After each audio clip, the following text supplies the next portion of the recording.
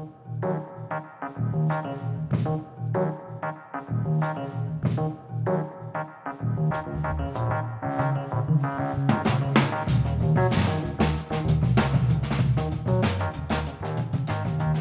everybody, and welcome to Carpet City Cinema, a Gila Films podcast. I'm David Weaver.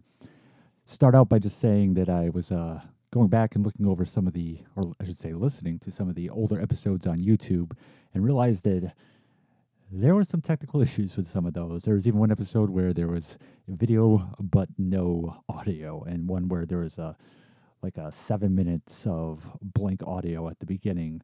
So I did go through, just a heads up, I went through all of those on YouTube, all the files on YouTube, as well as double checking the episodes through the podcast hub.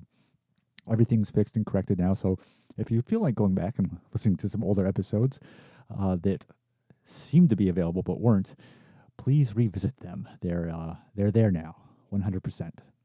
So last week's episode, we talked about the movie Jennifer with Ida Lupino, and I had mentioned that the original short story it was based on, Jennifer, by Virginia Myers, had been published in Cosmopolitan magazine way back in February 1949.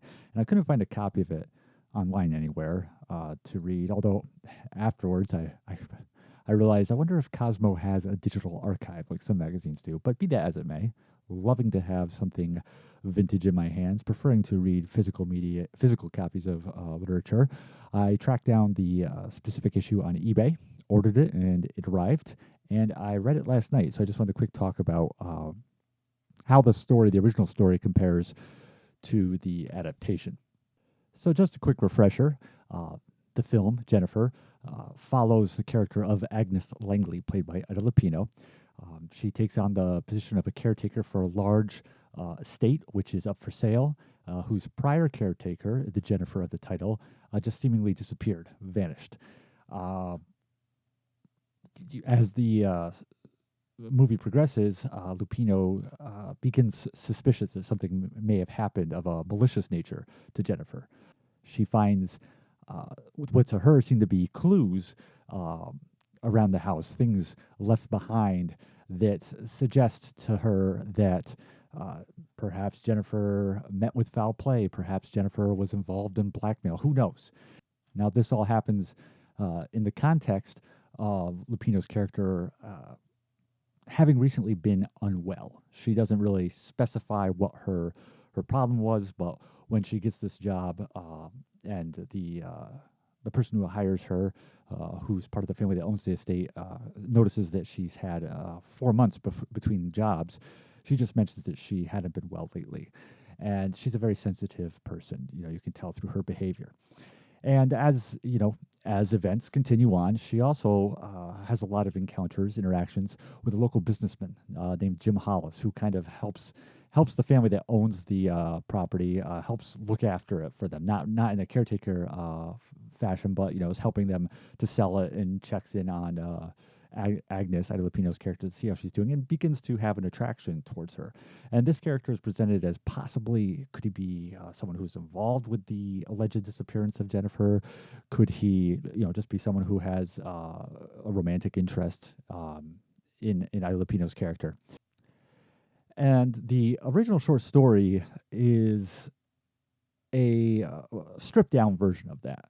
It's told in first person point of view from the character of Agnes, who in the story is Agnes Gray, not Langley. But a big change that they made in adapting it to a film is the addition of this character of Jim Hollis, this character played by Howard Duff, who is not in the original short story at all. The short story is, as most short stories are, short. And it just really gets you into the mindset of Agnes as she takes on this job of caretaker, and really just through a roller coaster ride of thoughts, just begins to go from A to B to K and then the Z, to start thinking the most suspicious things about what could have happened to Jennifer. Another big addition that they made in the movie was the character of Orrin, who is we talked about in last week's episode. He's supposed to be late teenager, but he's played by actor Robert Nichols in his 30s, and he works at the local grocery store. and also has suspicions about what happened to Jennifer. That character also is not in the original short story. There is a brief scene where, in the story, where Jennifer goes to the grocery store and talks to the workers there, and there's a similar scene in the movie, but that's really it. In fact, the only characters other than Jennifer herself and those grocery workers who are just briefly mentioned in the story is the person who hires her, the member of the family that runs the estate, and that's it. There really aren't any other characters. Now, in the short story, they do get a little bit more into a slightly bit more specifically into why she's unwell, why the character of Agnes is unwell prior to coming to this position that she has. But the biggest change, I'd say, is really the ending. The ending of the film is ambiguous, and obviously, I don't want to spoil for anyone, but there is some ambiguity to the resolution. Whereas in the short story, there is a definite answer to the question of what happened to Jennifer, but that itself isn't so much what I'm referring to as the big change, the big difference between the short story and the film. What the really big difference is, again, not so much the specific answer as to what happened to Jennifer, but how Agnes reacts to it. When Agnes, in the short story, finds out what happened to Jennifer, her reaction to that is totally different than the Agnes of the film. It's something that the Agnes of the film would. It's a response that the Agnes of the film would not have had. So they really fleshed it out. Obviously, in the movie, you had to. Obviously, it's just really kind of stripped down the short story to just the kind of the thought processes of the character of Agnes as she begins to just kind of really suspect through various what to her seem to be clues. Suspect that something bad happened to Jennifer. I got to be honest, it's not a very well written short story. I don't mean to sound like a jerk to attack the authoress, but it really isn't. It's very. It's one of the lesser pieces of writing quality wise that I've checked out in some time. It does an okay job of kind of getting into the mindset of Agnes from a mentally fragile, kind of sensitive point of view. But just the writing itself, the writing of the dialogue of her mind and her thoughts, it's just very unrealistic. It doesn't come across like the way anybody actually thinks or speaks, I should say, because that's what it really is. A lot of the short story is her talking to herself. It's her thoughts, and it just comes across, instead of coming across like natural conversation or conversation one would have even when you are thinking to yourself, it just comes across like bad writing. It does have, of course, what's really appealing about it. It does have the basic premise, the kernel of everything, which is this really great classic. I guess you could call it trope of suspense stories, which is you come to a house or a building or a location or wherever, and the occupant who was there before you has just mysteriously disappeared. That's kind of like a winning formula that, and you can really take that in a lot of different directions.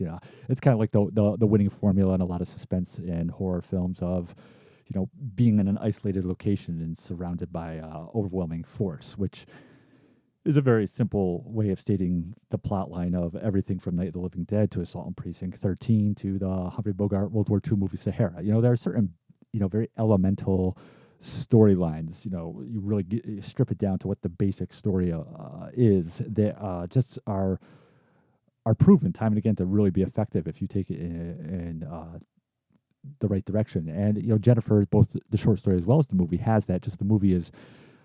It really is a much more successful telling of it. They did a lot of good work in terms of expanding upon that short story while also improving it. Again, if you get a chance, try to you really become a diehard fan of Jennifer like I am. See if you can track down a copy of that magazine or check Cosmo's website. They might have a digital archive there. But yeah, I read it last night. Didn't take too long, and definitely worth checking out. Like I said, if you are a fan of the film. So moving on, a lot of very unfortunately, a lot of passings of people in the film industry. And this last week, just since last week's episode, is probably one of the biggest ones was Jim Brown. Obviously a legendary football player, titan of the field, 9 seasons, all with the Cleveland Browns, voted MVP 3 times, won that award 3 times. Rookie of the Year, took the team to win the NFL championship game, and obviously had a really successful film career, starting out with his first movie, the 1964 Western Rio Conchos.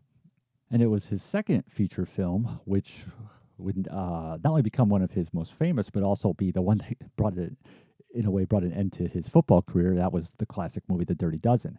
And the film's shooting went over schedule, and the Cleveland Browns owner, Art Modell, basically threatened Jim Brown with fines for showing up late to training camp if he was going to be late. And that basically forced a situation where Brown was like, I'm done playing. Not a smart move on Mr. Modell's part, I don't believe. I don't know, far be it for me to judge. I haven't owned too many football teams. But, you got a player on your team who is setting records, who's considered, even then, at that time, even that close to his career, one of the greatest football players ever. Like I said, helped them win a championship game, MVP multiple times. And you're worried about him showing up at the training camp. It's not even the actual season. It's just training camp. I get it. You don't want to set a precedent. You don't want this to become a regular thing, but maybe you just kind of let that play out a little bit more. See if they can get the movie done before you put him in that situation where he's like, I'm out. But hey, it gave us probably an acceleration of his film career that we wouldn't have had otherwise. And because just some of the movies he appeared in over the years. Ice Station Zebra, the classic Alistair MacLean adaptation. 100 Rifles, which was a Western, which was kind of controversial at the time because of Brown's love scenes with Raquel Welch. Dark of the Sun, the Rod Taylor mercenary movie. He was in various entries in the blaxploitation genre, like Slaughter and its sequel, Slaughter's Big Ripoff, as well as movies like The Slams and Black Gun. He teamed up with both Fred Williamson and Jim Kelly, the two other blaxploitation stars, in the movie Three the Hard Way in 1974, and they actually reteamed again in 1982 in a movie called One Down, Two to Go. Also some non-genre stuff like The Grasshopper and James Toback's Fingers, which were much more in the dramatic arena. And then just continuing. He just continued to act on into the 80s, 90s, and whatnot. Showed up in everything from The Running Man with Schwarzenegger to Kenan Ivory Wayans' I'm Gonna Get You Sucker. He got in Oliver Stone's Any Given Sunday. Tim Burton had him in Mars Attacks. Spike Lee had him in He Got Game, and also did a documentary on him called Jim Brown All-American. So yeah, just a really incredible career. Also was very active in the civil rights movement.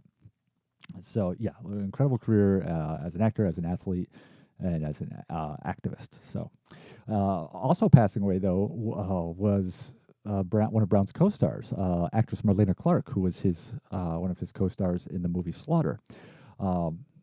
Clark showed up in a number of genre films, especially in the 70s, but she was in horror movies like Night of the Cobra Woman, Black Mamba. She was in, of course, Bill Gunn's critically acclaimed horror movie Ganja and Hess.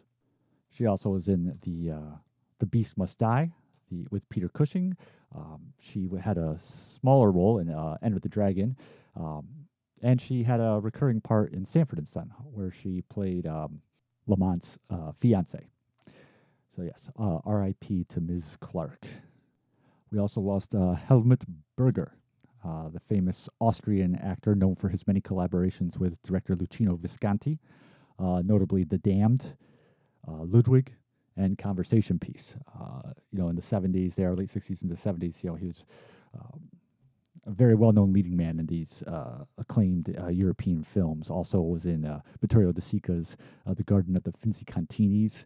Other movies included Salon Kitty. He was in The Godfather Part 3, and Dorian Gray, the 1970s version of Dorian Gray, which is also known as The Secret of Dorian Gray. So yeah, sorry to see him go as well. just reported today was the Cuban director Leon Ichazo. Leon Ichazo. And people may know him for directing the biopic Pinheiro about the famous writer. He also did El Cantante, another biopic which starred Mark Antony and Jennifer Lopez at the time that they were married. He did the Wesley Snipes movie Sugar Hill. Directed a lot of episodes of well-known TV series, and also such movies as El Super, Bitter Sugar, and Paraíso. So, tip of the hat to him. Really shocked also to read today that Ray Stevenson passed away. I mean, he wasn't even that old, just his late 50s. Fans of the Marvel movies, of course, know him from the Thor films, in which he plays Volstagg. And of course, before the Marvel Cinematic Universe even was a thing, he was at Marvel playing the Punisher in the second Punisher film, Punisher Warzone. He was also in the Divergent franchise. He was in G.I. Joe Retaliation. He was in Paul W.S. Anderson's The Three Musketeers. Also showed up in some less genre-oriented fare like Billy Bob Thornton's Jane Mansfield's Car and Kill the Irishman. He was on the TV show Rome that was on back in the day, as well as Vikings and Black Sails, and he will appear in the upcoming Star Wars Disney Plus show Ahsoka. And he got a whole new level of popularity with his role as the villain in the hit film RRR. So, really unfortunate to see him pass away at such a young age. But a great physical presence. He's just one of those guys who's just, obviously it's Volstagg. He's a lot of makeup and hair going on there. But just if you see him, stripped down to his presence in films without the aid of makeup and whatnot. I mean, just a great look and a great bearing. So, yeah, definitely sorry to hear that today. A lesser known name that moved on was Ray Austin, who was a director. He was born in London and actually started out really in the stunt industry. He was Martin Landau's stunt double in North by Northwest, the famous ending there on Mount Rushmore, as well as he doubled for Albert Finney and Tom Jones. Worked on a lot of stuff in stunt work. Movies like Cleopatra with Richard Burton and Liz Taylor, Operation Petticoat, Spartacus, and then kind of just moved on from stunt work into directing. Worked on a lot of TV shows. I mean, just ridiculous amount of popular TV shows over the years. Stuff both in Britain and America. Shows like The Avengers, Wonder Woman, Magnum P.I., Highlander, Jag, just tons of stuff like that. Also directed a couple horror movies in the 70s, House of the Living Dead and Virgin Witch. As well as the TV movie, the reunion TV movie, The Return of the $6 Million Man and the Bionic Woman. So again, not necessarily a household name, but a great filmography that he had under his belt. And last but not least, just want to take a moment to tip the hat to Walter Olsen. Walt ran a physical media label called Scorpion Releasing. He and his brother, Bill Olsen, who just sadly passed away about 6 months ago, end of 2022. Bill ran a label of his own called Code Red, and the brothers have been in distribution for forever now. And their labels both had a heavy influence of genre cinema, although Walt liked to diversify a little bit more into stuff like dramas and other such less exploitation fare. But the films they put out on DVD and Blu-ray, I mean, there's just so many that are just so beloved and so well liked, and that these guys had played a huge part in making sure that these films weren't forgotten and had new life on DVD and Blu-ray. Walt would distribute through his self-distribute, but then as time went on, he also partnered with outfits like Ronin Flicks and Diabolic DVD, and eventually Kino Lorber, made sure to get a lot of great extras on these releases. And I don't know his age, but I know that they really weren't. He wasn't that much older than Bill, who I think was only in his 50s when he passed away. So Walt, maybe his late 50s, early 60s. Just sad because he had not just because it followed so closely on Bill's passing, but also just because he had such a great respect that he held within the physical media industry. I mean, just some of the movies, real quick, that he he put out at one time or the other. Just this is just Scorpion releasing. This is not even Code Red, but this that Walt was involved with. I mean, you're talking big titles like Rollerball, the original, and the Delta Force, and Sam Peckinpah's The Killer Elite, and the Lone Wolf McQuade, which is another Chuck Norris film.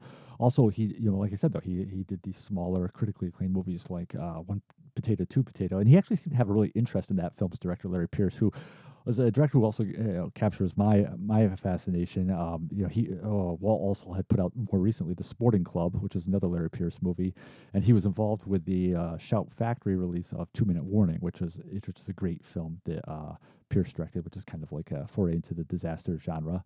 But David and Lisa, the famous Frank Perry movie drama, Walt helped get that out. The Mike Hammer film, The Girl Hunters, in which Mickey Spillane actually plays Mike Hammer. He did Grizzly and Day of the Animals, two of my most beloved 70s horror movies, and Don't Answer the Phone, which is, defines cinematic sleaze for me. And it's just a terrific foray into early 80s horror. And The Glass House, which possibly my favorite, definitely one of my top probably 2 or 3 favorite TV movies ever made, and which I think I've mentioned in previous episodes, is a huge influence on what will be the visualization of the last Frankenstein sequel. So this is just, like I said, a small taste of the stuff he's put out over the years. I mean, I've got tons of Scorpion titles, and so sad to see both brothers now have moved on, but they definitely left their mark in the industry, and definitely did a lot to keep these films in the public conscious, in the conscious of the physical media audience. Another one too, a different story. That's one definitely shout out to, with Perry King and Meg Foster, which I think, like, I might be misremembering now, but I think like there was a lot of trouble with the elements for that movie, and I think especially to find the longer cut, and because I think he mentioned it, that he was going to put that movie out a significant time before it was able to finally get released, and I think it was because of element issues. But that's when I watched, I don't know, like a year and a half ago, and really enjoyed, especially as a big Perry King fan. So again, shout out to Walt for what he's done. In terms of announcements for stuff coming to physical media, one that's definitely got me excited is that VCI has stated on their Facebook page that they will be putting out the 4 1940s Dick Tracy movies made by RKO Radio Pictures on Blu-ray. Now, these had been previously released on them by DVD, as well as many other labels, because I think the movies themselves fell into the public domain. I know that there was like numerous VHS copies of these movies from different outfits. So, when I was a kid, I'd see them. But just to kind of give a quick, a brief synopsis of where these fit into like Dick Tracy history. So the comic strip by Chester Gould dawned in 1931, and the first screen adaptation was a series of 4 film serials, the old cliffhanger serials made by Republic Pictures. The first of these coming out in 1937, just simply titled Dick Tracy. It was followed in 1938 by Dick Tracy Returns, 1939 by Dick Tracy's G-Men, and finally 1941 by Dick Tracy versus Crime Inc. And in all 4 of these, the role of our famed crime fighter was played by an actor named Ralph Byrd, who this kind of became his definitive role. This is what he's really known for. Outside of this, he was just working a lot of mostly B films, and many consider him the definitive on-screen Dick Tracy. Worth noting that the third of these movies, these film serials, Dick Tracy's G-Men, the leading lady in that is an actress named Phyllis Isley, who would later change her name to Jennifer Jones and become the Academy Award-winning star of such movies as The Song of Bernadette and Beat the Devil and The Towering Inferno, and marry David O. Selznick after her marriage to actor Robert Walker. But yeah, she's in the third one. So when it came time to do feature films, it was RKO Radio Pictures, though, that got these, that was able to put these out. And they started with the first one, Dick Tracy, again, just simply titled that, sometimes also known as Dick Tracy Detective, but the on-screen title I've seen is always Dick Tracy. And that came out in 1945, followed by Dick Tracy versus Cue Ball the following year. Now, these first 2 starred an actor named Morgan Conway as Dick Tracy. And, he's definitely very suited to the role, and there are those who actually think he's the definitive Dick Tracy. But Bird, having played him more often, is kind of, I think, the one who sometimes gets a little bit more associated with the role. Um, but these two films, after the second film, Dick Tracy versus Cue Ball, exhibitors were like telling RKO, we really want Ralph Bird back. And so for the final two entries, Dick Tracy's Dilemma and Dick Tracy Meets Gruesome, both of which came out in '47, Bird came back to play the role. And Connolly's film career really pretty much just ended shortly after that. He had like one more movie come out in 1946, and pretty much left it behind. He definitely bemoaned the fact that he kind of was typecast in the role of Dick Tracy. He felt that people just kind of associated with him with that role instead of looking at him for his potential as an individual. But those were the four feature films. And going forward from that, there was a live action TV series in the 50s with Bird Ralph Bird once again playing the role. Unfortunately, Bird died very young in 1952. He was only 43 years old, so that kind of put an end to the live action show. And there was a cartoon show in the 60s, and of course, Warren Beatty's amazing film that came out in 1990, which I'm a big fan of. So VCI has access to the original negatives for these titles, which is fantastic. And yeah, really looking forward to them getting the HD love. I've seen all four of these. Saw them in kind of a weird order. My dad went to a garage sale when I was a kid, and he picked up the VHS of the second one, Dick Tracy versus Cue Ball. And it was put out, I remember, by United American Video Corporation, which was one of the worst VHS labels ever, if you ever remember that one.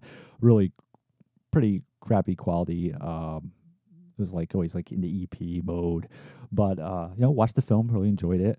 And so I remember when I was a little older, I think it was at Media Play. There used to be a store nearby called Media Play, which I don't know how much of a chain that was, so how many people listening to this are familiar with it, but it had like books and movies and music. And I remember going there and picking up the Good Times, the great VHS label, Good Times. They had a double feature VHS tape of the final two movies, Dick Tracy's Dilemma and Dick Tracy Meets Gruesome. And Dick Tracy Meets Gruesome, the fourth in the series, is probably the one that's best known and that's most liked, primarily because I'm sure the villain in that, Gruesome, is played by Boris Karloff, and so that gives it a whole another level of appreciation. And it wasn't until years later that I finally got around to seeing the very first film, Dick Tracy. I picked up it at a dollar store, actually, the dollar DVD. Eventually upgraded to the Roan Classics DVD set of all four. But yeah, to get these in high def will definitely be a treat. They're fun films. They're all a little over an hour. I mean, you could conceivably just, pick a Saturday night after an early dinner and just watch all four in a row. They're breezy. They have a good pace.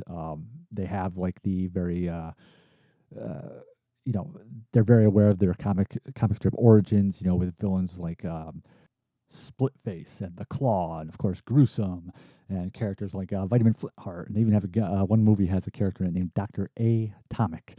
And familiar faces to Dick Tracy fans like Pat Patton, Dick Tracy's right-hand man, played by Lyle Littell in all four movies. And the Kid is in there, and his chief. And Tess Trueheart, played by a few different actresses. Anne Jeffries plays her in the first two. Kate Christopher does a one-off in Dick Tracy's Dilemma. And then in the final film, Dick Tracy Meets Gruesome, it's actually Universal Pictures' Scream Queen, Anne Gwynn, who horror fans know from movies like House of Frankenstein and The Black Cat, and who is also the grandmother of contemporary movie star Chris Pine. So yeah, definitely something to check out, even if you're not really into crime or detective movies. Even if you're just like a fan of like horror movies, I think you would see a connection to the Dick Tracy movies, and not just because of Karloff being in the last one, but they definitely have, because of that kind of almost grotesque like comic book origin. There definitely is a tinge of the horror genre to them that you could see. So yeah, definitely recommend checking those out when they finally hit. So let's move on to the movie of the week. Last night, for the first time ever, I checked out, from 1947, directed by Otto Preminger, Daisy Kenyon, starring Joan Crawford. So Crawford plays the titular character, Daisy Kenyon, who is a very independent, very self-supported artist for hire. And she finds herself, unfortunately, torn between two men in her life. One is Dan O'Mara, a successful lawyer, played by Dana Andrews, um, who unfortunately, for Daisy, is married. Married with two teenage daughters and a partner in a law firm, which with his father-in-law.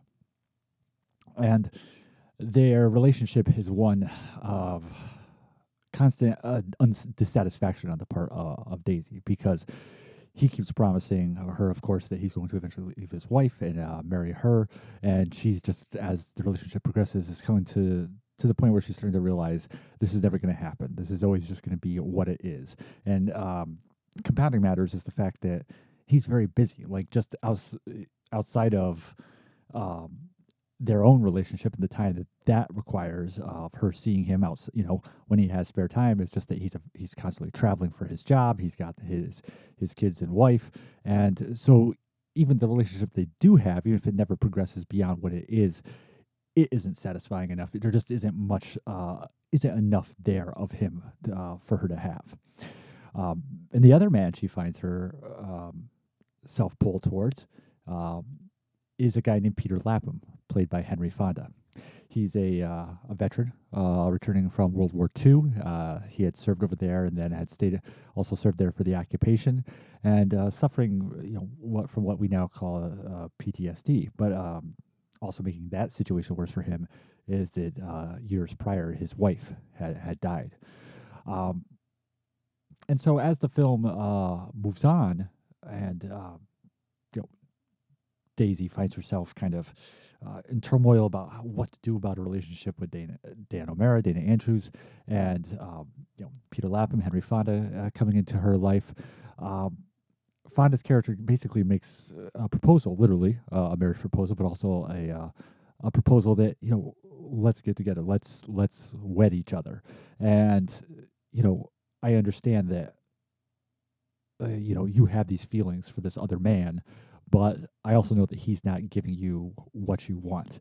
And I, on the other hand, am feeling disconnected from life, detached. I feel like everything around me is dead. And but you give life to me. You bring life back to me.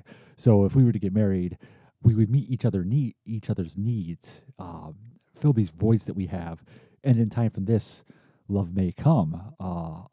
He feels that he already loves her, but he also feels that maybe in time she'll love him. And if it doesn't, it doesn't. He's not like kidding himself or fooling himself. Henry Fonda's character, he knows that this might never develop into the kind of feelings he'd want from a wife, but he's willing to give it a shot. As Joan Crawford, though, begins to move forward with this relationship with Fonda, though, it's when Dana Andrews, his character, begins to kind of open up to something inside him he wasn't aware of. His legal work is mostly on behalf of big businesses, corporations, kind of soulless ventures, and he finds himself asked to get involved with the case of a Japanese World War II veteran, a veteran of the American Army of Japanese ancestry, who has been dispossessed of his land and treated poorly. And as Dana Andrews becomes involved with this case, much to the chagrin of his father-in-law, who doesn't know why he's bothering with such a thing,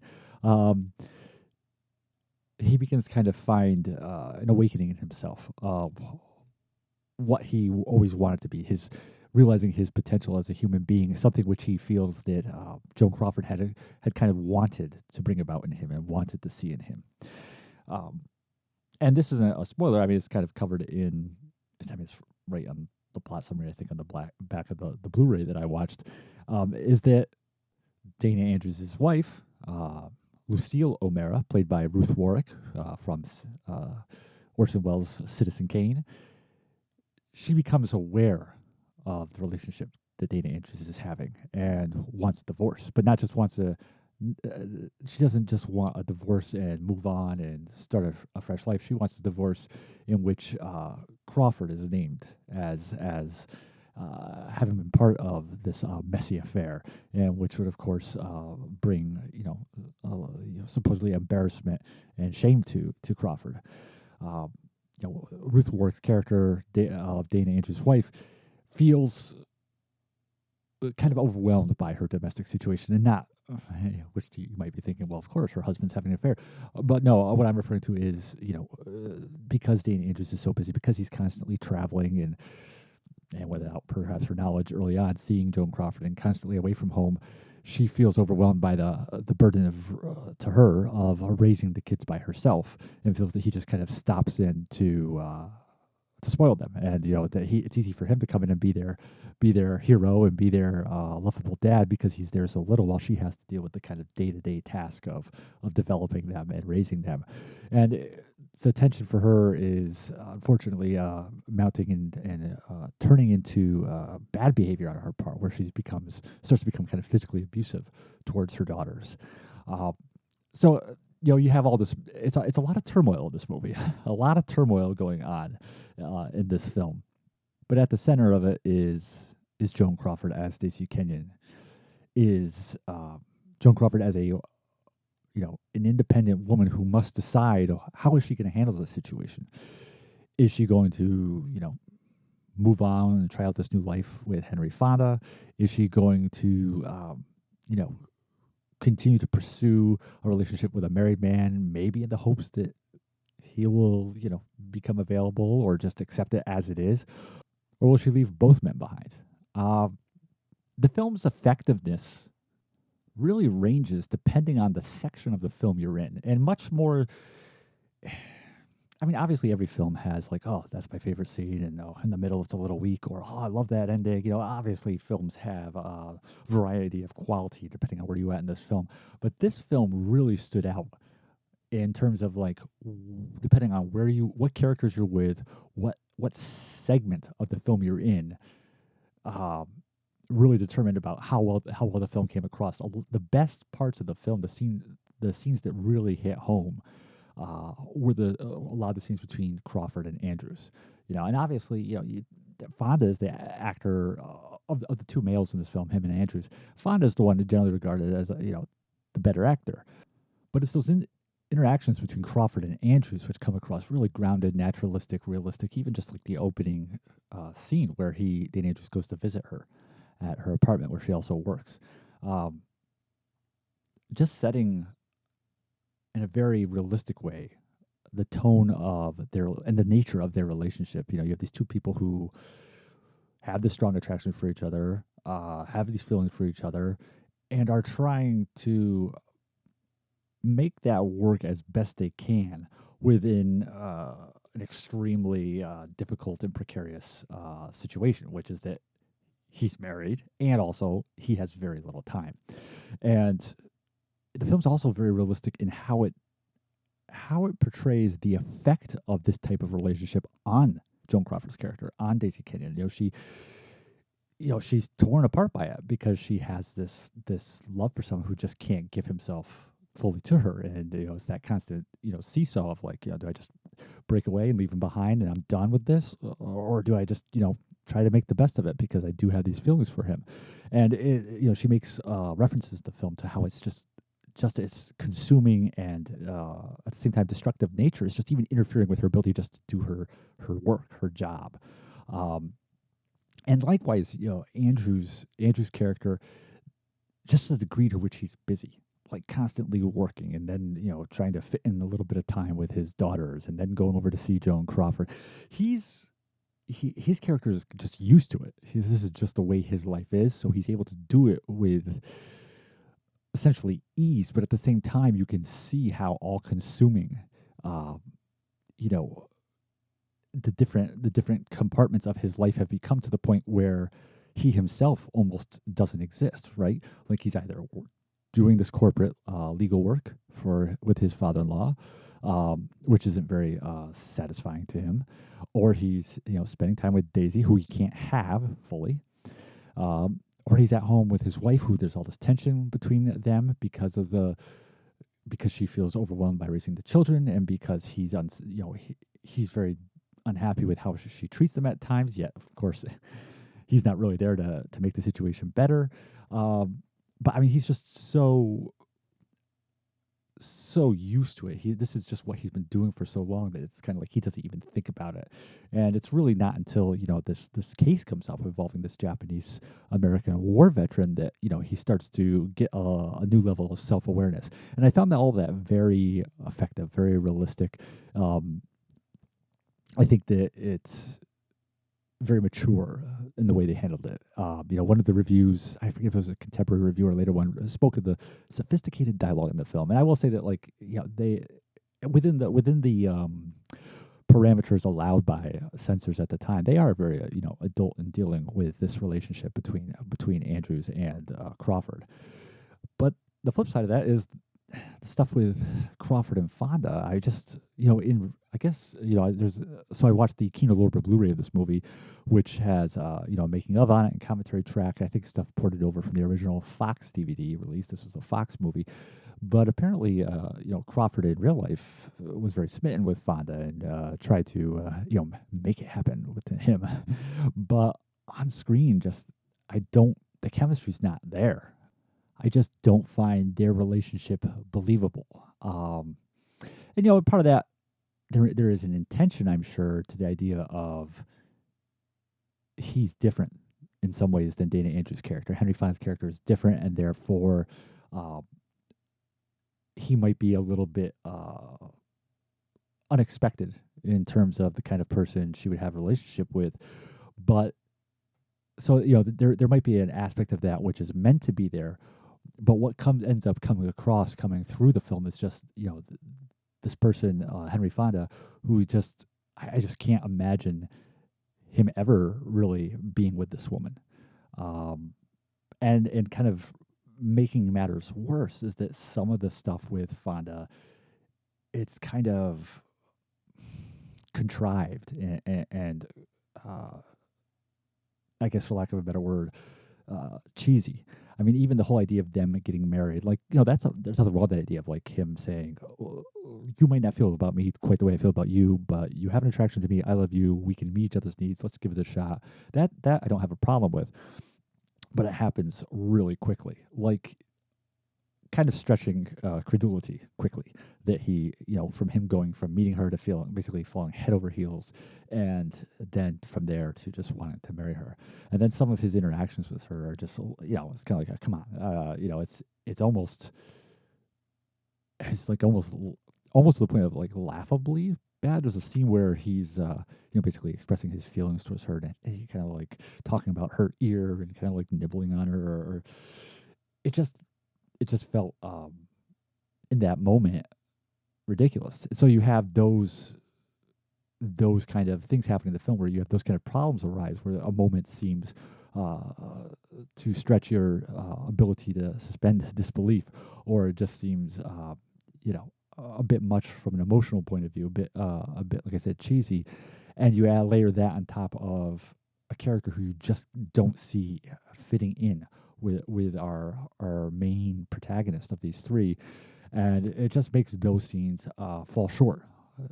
Especially in contrast to the footage, the scenes between Andrews and Crawford, because they, it's a lot of going back and forth. It's not like the film just spends, like, 45 minutes with the Crawford Andrews and then 45 minutes with Crawford Fonda. It's constantly moving back and forth between these two relationships, and so it just kind of emphasizes the difference, the stark difference in terms of effectiveness of portraying those two relationships. Just Fonda's, I mean, no, and obviously no disrespect to Henry Fonda by all means, but this is just not a role for him. And part of the problem is, of course, the character, because it doesn't matter who plays this part, you're still going to have the issues of, just for example, the whirlwind courtship and things of that nature. So some of that's embedded into the character, but that aside, this is not someone who he should be playing. Definitely not opposite Joan Crawford. I mean, she's in full Mildred Pierce mode. The character, the title character of the movie, Mildred Pierce, which won Crawford her Best Actress Academy Award. It's very much the role she's playing in Daisy Kenyon is, that, again, that very strong, independent woman, and I don't know, it's just even visually, her and Fonda don't mesh well. It's just really, she and Dana Andrews look like they come from the same arena. He's the driven lawyer. She's like I said, the self-made woman in business, and again, some of that's intentional. That Fonda's a more laid-back character, that he has a different way of kind of viewing life, but it just seems so beyond what you think the Daisy Canyon character would be interested in, and so beyond what you think would be the type of person who would attract Joan Crawford in this kind of definitive Joan Crawford role, that it just, like I said, it just makes those kind of scenes all the weaker. The film also has a tendency to kind of compartmentalize the character's behavior. It's instead of kind of presenting the characters a way where all of what makes them who they are shown in a fluid, homogenous nature. It's kind of like, well, we want to have this moment to show that Henry Fonda suffers from PTSD, so he'll have a nightmare and wake up. Or even with Dana Andrews' character at times, it's like, we want to focus on that part of him which is idealistic, which is basically good buried way down deep. So we'll have this scene where he's talking to his father-in-law about the importance of defending this Japanese-American veteran. But these scenes, they seem to serve the purpose of making sure the audience is aware of these character traits of these people. Like, it's like they're in the film because the director and the writers are like, okay, we need to remind the audience that Dana Andrews has this idealistic part kind of growing within him. We need to remind the audience about how Henry Fonda has been affected by the war. So it's like this scene is inserted on behalf of this character or that character to communicate to the audience that they have this character trait, that they have this part of them. Yet, as you see the character throughout the rest of the film, it never quite fully that character trait never quite fully weaves itself into their other scenes or flows into who their character is as a whole, which kind of makes for a little bit of a disjointed relationship that you have as you watch the movie with these characters, because it's like, oh yeah, I've watched this guy for like an hour and 15 minutes or whatever, and he is this person, and then we get this scene inserted to remind us of this other part of him, and it just kind of like really stands out, like, oh, this is to remind me that he's been affected by the war. Henry Fonda's been affected by the war. Won't see as much of this kind of part of him elsewhere in the movie, a little bit, but this is the part that's supposed to really remind me of how the combat affected him. And again, like, Andrews has that same thing happening with Andrews' character. I think that Crawford's character is the most consistently portrayed, consistently created throughout the film. Interestingly, though, she's kind of the character you get to know the least. Like, you very well know how she feels and what she's going through and what she's thinking. But in terms of a complete 200% portrait of the character, like, there's not even a lot of like backstory on her character, other than that, she's basically been supporting herself her whole life. She's been doing this artwork for a while, living by herself. But compared to like how much you get into Henry Fonda's backstory about what he used to do in the war and his marriage and all that stuff, or in terms of Dana Andrews, not so much his backstory, but just he has such a multifaceted life in terms of just he's got the legal work for for his father-in-law, and the more idealistic legal work, and then all the family dynamics. There's a lot going on, so you can kind of see a clear picture of Dana Andrews through all these different aspects of his life. Whereas Crawford's character is just really, it's kind of in the now, that you get to know her through being with her in the moment, in the now, seeing how she's dealing with the situation of the film, rather than kind of getting into discussions about how she became the person that she is through events in her life, which I guess is kind of interesting. It's an interesting way of kind of, now that I say that, of portraying these three characters, because it's the three, there's obviously a lot of supporting characters in the films, but it's an interesting thing to look at this as a character piece, and you get to know Joan Crawford through her mind and her emotions, essentially. You get to know Henry Fonda more or less through his story, his history, his personal life, what happened to him, the death of his wife, his time in the military. And Andrews, you get to know his character basically through not so much living inside his mind and emotions the way you do with Joan Crawford, but by just seeing him respond to everything that's going on in his life, seeing him respond to the chance to do something more with his legal work, seeing him respond to Daisy Kenyon, Joan Crawford's relationship with Henry Fonda, seeing him respond to what's going on in his home. Um, yeah, I mean, now that I say that, it's actually kind of it's an interesting approach.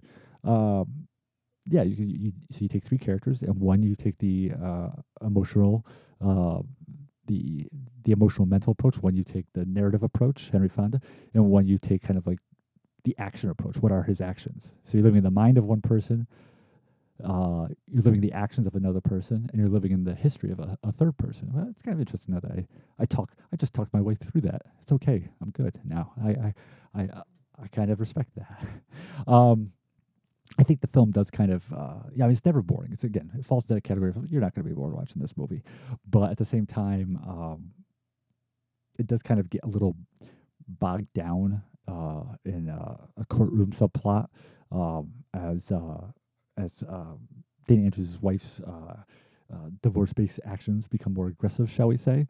I think that kind of got things a little bit bogged down in the last half of the film. It's again, it's uneven film, um, but it definitely has its worthwhile qualities. And Preminger, Otto Preminger, the director, who this was the third of four films he directed Dana Andrews in. They had and the others were film noirs or films noir, whichever is the correct thing there. They had first teamed up on Laura, the classic film noir with Gene Tierney. Great movie, definitely recommend it. They followed that up with Fallen Angel, co-starring Alice Faye, and then after Daisy Kenyon, they did Where the Sidewalk Ends, which was also had Gene Tierney again. But Preminger was unafraid to push boundaries for his times. I mean, if you look at the work he did the comedy The Moon Is Blue, which came out in '53, which he released it without the production code seal of approval. He refused to change some words in it that some people considered offensive because it was kind of had some sexual context to the humor. The Man with the Golden Arm, the Frank Sinatra movie, which dealt with heroin addiction. Some of the language in Anatomy of a Murder was considered controversial. And then, of course, 1960, he released Exodus, written by the blacklisted screenwriter Dalton Trumbo, and he gave Trumbo on-screen credit for the film the same year that Kirk Douglas did likewise for Spartacus, which was a key moment in helping to finally break the blacklist brought about by the communist witch hunts. And so you look at Daisy Kenyon, and there are definitely some interesting topics kind of touched upon throughout the film, like child abuse, like the day-to-day life of basically having two relationships, like Dana Andrews having to balance this marriage with someone who's a girlfriend, and even PTSD. Not that it's called by that in the movie, but it definitely deals with the after effects of war. And not the first movie to do that. The Best Years of Our Lives obviously had covered that, which Dana Andrews was in and played someone suffering from the effects of war. But still, to find all these different things in this movie, it definitely makes for interesting viewing just to kind of watch these topics being handled. I found the resolution, the ending to the film, unsatisfying. I think that, again, don't want to go into spoiler country here, but if you watch the movie, imagine it without like the last not even 5, maybe 3 minutes. When you watch it, go back and find the last scene, by the timeline. Go by the timeline and find the last scene shared between Dana Andrews and Joan Crawford. And imagine that after that scene, the film ends, and Joan Crawford has no more scenes with any other actor.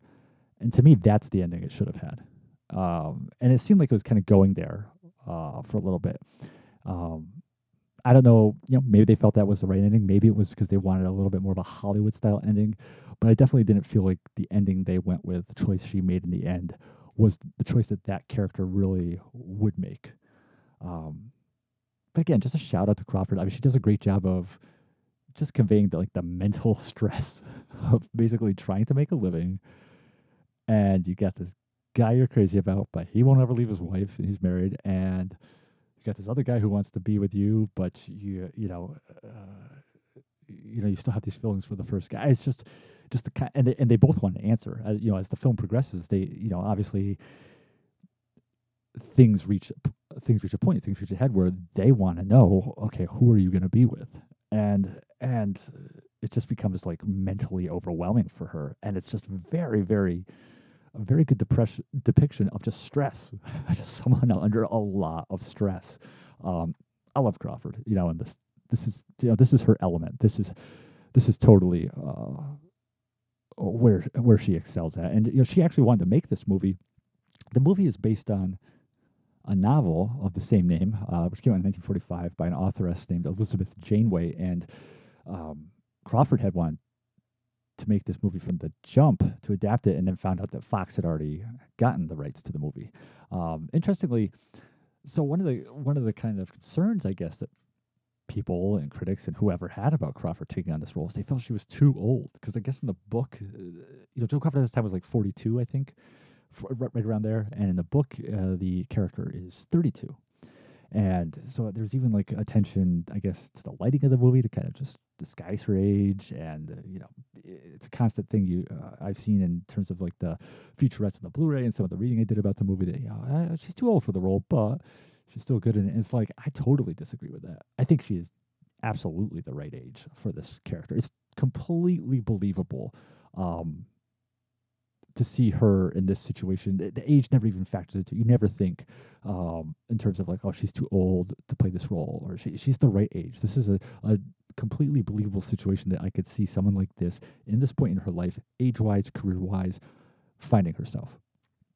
And never for a moment did that thought even cross my mind. It's just weird that they kept coming back to that. Like, and when watching the movie, and I don't mean this to come across bad or anything. I mean, she seemed like someone in her early 40s. Like when I heard what her age was making this movie, I wasn't like, oh, I thought she was younger or older. No, that's just what she came across, right? Alike, and it was completely believable. And it's interesting because the first person they would consider for this film was Gene Tierney, which again would have reunited her with Dana Andrews and Otto Preminger from Laura. And when I heard that she was the first choice, immediately, and this was before I had heard the criticisms about Crawford's age, I was like, wow, she would have been too young. Like in Laura, the age difference between her and Dana Andrews worked. You were aware that she was younger because she's like 10 years younger than Dana Andrews. Gene Tierney is. You were aware of, cognizant of an age difference, but it felt natural to that storyline. The World War detective obsessed and in love with a seemingly murdered, a beautiful young businesswoman. But in this film, where you have to have in the character of Daisy Kenyon, you have to believe that they can grasp the nature of the situation they're in, that they can understand the ramifications of what if Dana Andrews does leave his wife for me? What if he does divorce her? How is that going to affect his daughters? How is that going to affect their upbringing? How is that going to affect my future if he doesn't leave her, but he still wants to be with me? These are kind of things that Crawford, in playing the character, you believe that she understands and is aware and cognizant of the ramifications that different choices they make about the relationship, her and Andrew's relationship, could have on themselves and on other people. And part of that comes with, just the history that Crawford brings to this performance of having played these types of characters before, of having, in her own personal life, lived this kind of life. There are definitely similarities between Joan Crawford's own life that they talk about in the making of, and her relationships with men, and what you see in Daisy Kenyon. And you have to see in Daisy Kenyon, you have to see in Joan Crawford's performance, the maturity to understand these things. And I'm not saying that Gene Tierney didn't. I mean, I love Gene Tierney. I'm not saying that she couldn't bring to bear what was inside her. But I think just because of the age difference between her and Dana Andrews, and it's much more stark. And because she just has a much more youthful quality to her than Crawford did, that I think it would be harder to sell some of that. That it would be harder to sell kind of like the idea that Gene Tierney as Daisy Kenyon has the life experiences to understand where all these different roads they could take could lead to, versus Joan Crawford. But I do love Gene Tierney. But yeah, I mean, I don't think that would not have been the right choice. And second choice actually was Jennifer Jones that they considered, which Yeah, that would not have worked. It's like nah, not even a chance. I can't even imagine that. This is a total Crawford movie. Now Fonda and Andrews, Dana Andrews, they didn't really want to be in this movie apparently, but it was a contractual obligation for them both. Um, this movie, like I said, came out in '47, and Fonda, this was right. He was about to go on a hiatus from movie acting actually. Um, because after this movie, he really only had one starring movie role really before he took a break from appearing on the big screen. Um, his next movie after this was a film called On Our Merry Way, but that was like an anthology film with multiple storylines. That he was in one of them. Then came John Ford's Fort Apache, which was he definitely was the lead of that. A great. My personal favorite of John Ford's three cavalry movies, and then 1949 he had a cameo appearance in a movie called Jigsaw, which some other well-known actors had cameos in, and then that was it until 1955. And in the meantime, he did show up in some a couple TV episodes and stuff, but he was doing a lot of work on the stage, famously playing the title role in the play Mr. Roberts. And his performance of that on the stage actually won him a Tony Award in 1948. And then he was in the Community Court Martial on the stage, did a play called Point of No Return. And yeah, 1955 was when he came back to the big screen to star in the film adaptation of Mr. Roberts, and of course, was active until his death. But yeah, it's interesting. I have I take issue with his appearance in this film, but apparently so did he. um, Important to note that this film often gets kind of in a very general way lumped in with films noir. It's not definitely in terms of the narrative by no means, but the reason it kind of gets that label. In fact, when it was released on DVD by Fox, they put it out as part of their film noir collection. Its cinematography, the way it's shot, it definitely echoes film noir. It's a heavy use of shadows and contrast. Um, of course, the presence of Preminger as the director and Andrews in the movie, and Crawford after Mildred Pierce, which has its own film noir elements, definitely kind of work to heighten that noir reputation this movie has kind of somewhat attained, um, and its willingness to deal with some darker issues, like I mentioned, like PTSD, like child abuse. Um, that also takes it into kind of like the darker territory that you're familiar with in film noir. So I would call it a dramatic noir. Definitely if you're going into it, because my first hearing of this film was I always thought it was a film noir until I actually dug more into it before I ever saw it and watched the trailer and read up about it. If you're going into it expecting like the Killers or something of that ilk, it's not that, but it definitely has kind of the aesthetic similar and the tone similar to the film noir genre. Shout out, by the way, to co-star Martha Stewart, no relation to the Martha Stewart of our time. She plays Mary Angelus, who is a friend of Daisy Kenyon, Joan Crawford's character, and is the model she uses a lot for her artwork. She's that classic best friend, Girl Friday, Eve Arden-esque kind of character in the film, and she really acquits herself quite nicely in that role. Actually, just passed away in 2021 at age of 98. Probably best known for playing the murder victim in the classic Humphrey Bogart film noir In a Lonely Place. So check this movie out for sure. Again, I don't think I'd go so far as to say, "Oh, that's a good movie." The flaws are a little too notable for that. And I really want to, I just watched the movie yesterday. I'd like to digest it some more, really in the context of Dana Andrews' character in like the last third of the film and some of the choices he makes at the expense of the relationship he has with his children, perhaps.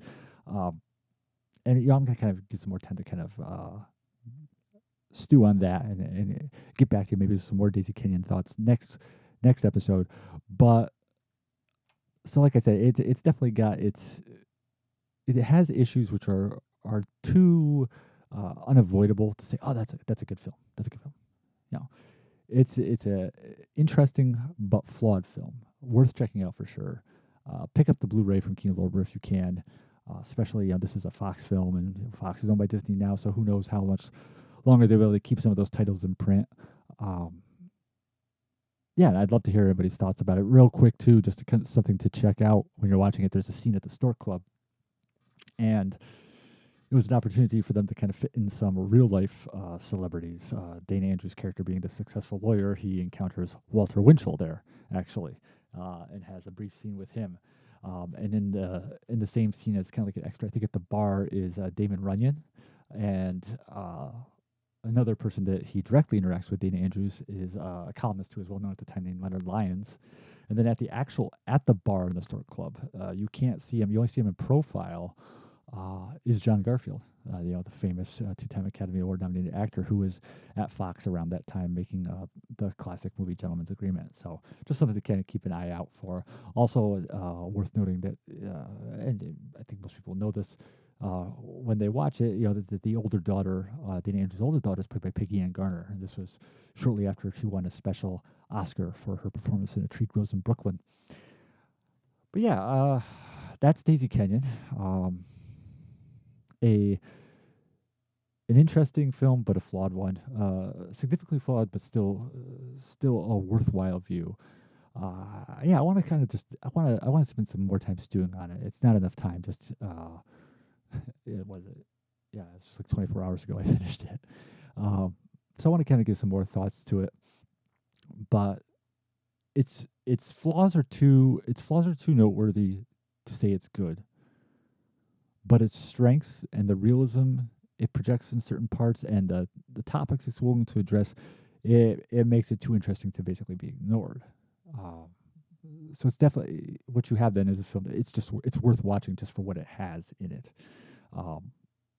even if it doesn't come together and coalesce to become a masterpiece or a classic or a really good film. There's enough going on to make the viewing worth your while.